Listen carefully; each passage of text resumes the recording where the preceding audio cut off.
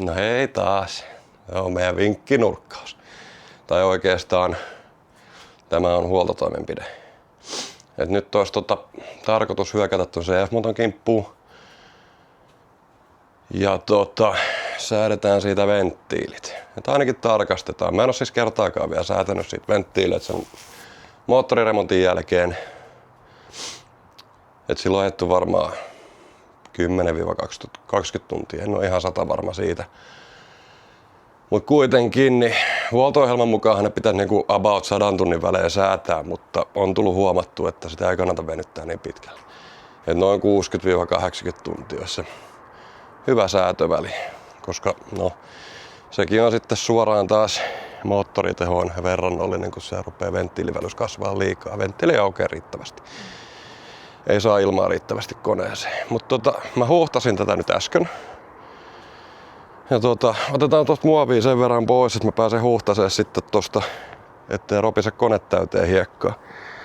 Ja sitten vaan tuupataan sen tonne talliin, niin varmaan siirretään seuraavalle päivälle.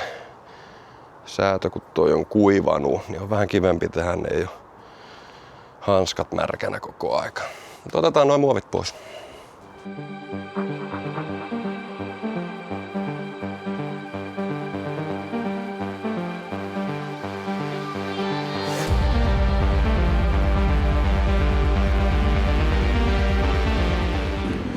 No niin, muovit on purettu pois.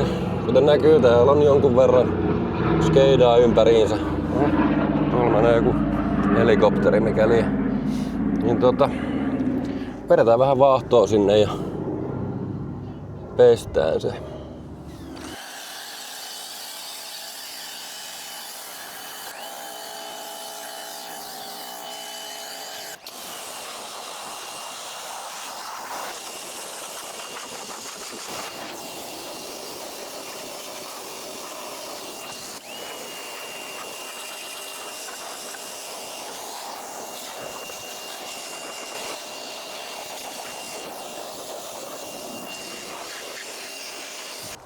No niin, moottori on ihan uuden näköinen.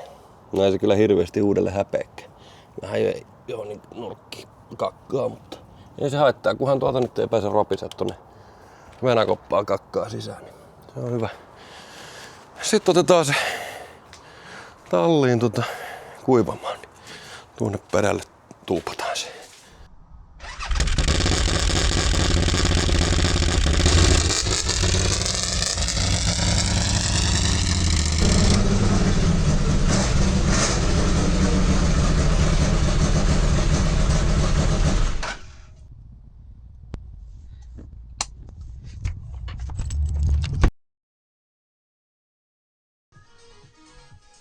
Uusi päivä.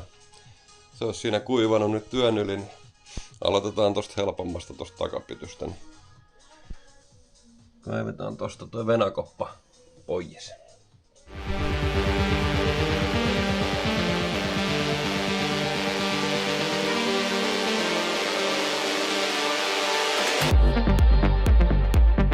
Mulla on täällä 18, niin pyöritellään toi moottori semmoiseen asentoon, että toi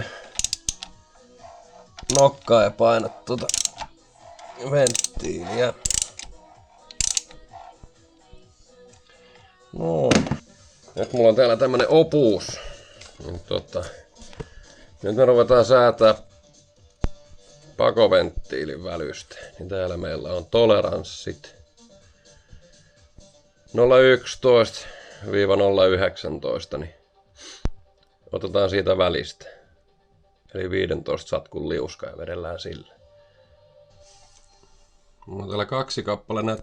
Tää toinen on 15 satkua ja toinen on 20. Et jos tää 20 menee, niin sit se on elänyt tämä meidän säätö sitten täällä. Tai venttiili ei joutunut istukkaan. Joo, kyllä. Täällä on liikaa välystä. Hyvin vähän.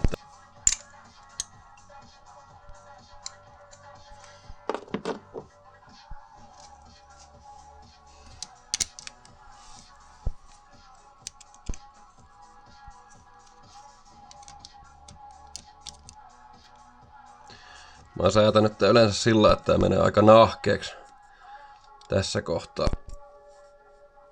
Kokeillaan vielä uusiksi.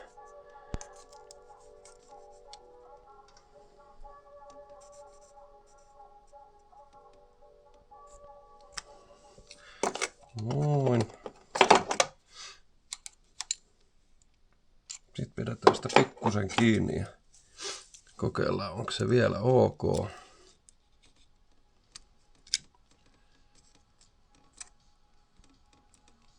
Meni liian nahkeeksi.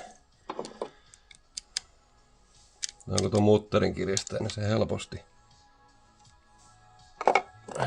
tekee kaikkia temppuja.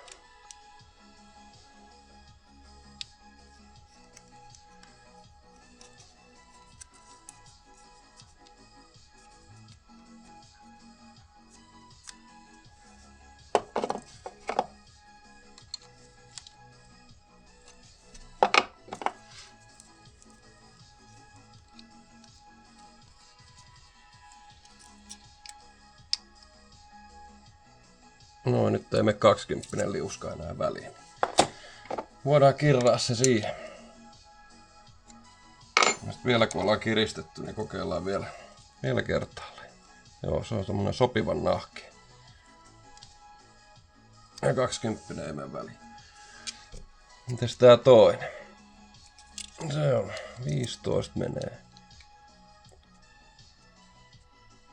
20kin menee. Täytyy säätää sekin vielä.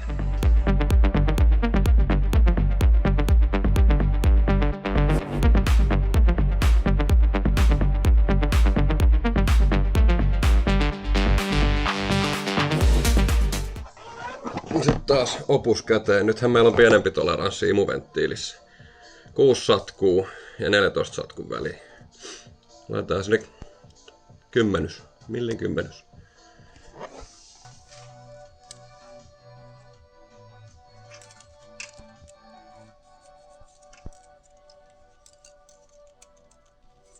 Joo. Liikaa välystä menee 15 satkunenkin sinne. Ellei sitten tuo 20 mene. En usko. Tai no, voihan se mennä. Voidaan me kokeilla vielä tuo 20kin sinne.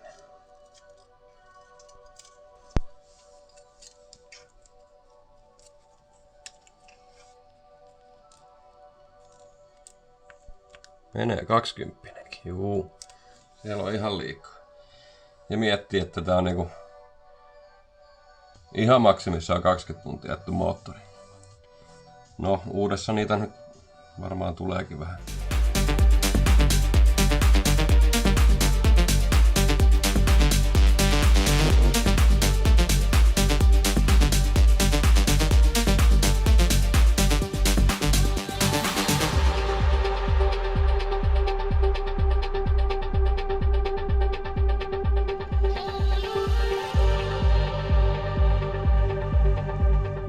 Tämä mukavempi puoli olisi nyt säädetty imu- ja pakoventtiileineen. Sittenhän me möyritään tonne oikeaan sisäloksuun. Me joudutaan mennä tota kautta. Täytyy ottaa sieltä vielä tuo muovi pois, niin näkee vähän paremmin. No tältä puolelta näkee. Mulla ei täällä näitä muoveja ole, mutta siinä on tuo kansi. Venäkopan kansi.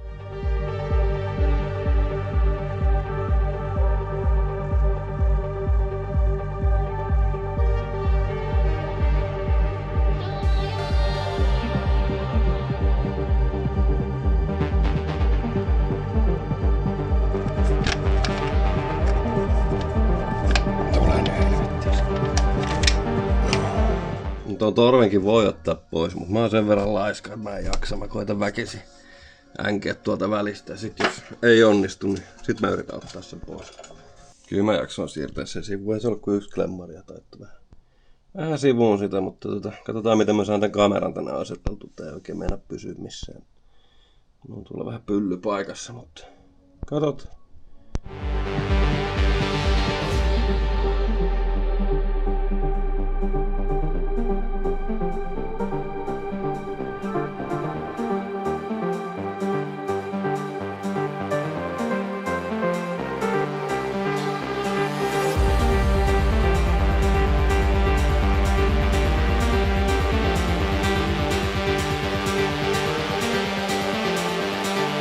Venttiilit olisi säädetty ja siellä on jonkun verran kuitenkin heittoa, että niitä kannattaa tarkastella aika ajoin.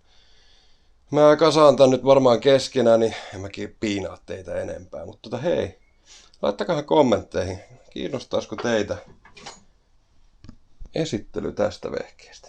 On tästä jokunen tehty jo, ei meidän toimesta, mutta edellisen omistajan toimesta, Vauhtivarko Villen toimesta, mutta tähän tuli aika paljon muutoksia sen jälkeen. Ja jos kiinnostaa, niin sinne. Hei hei.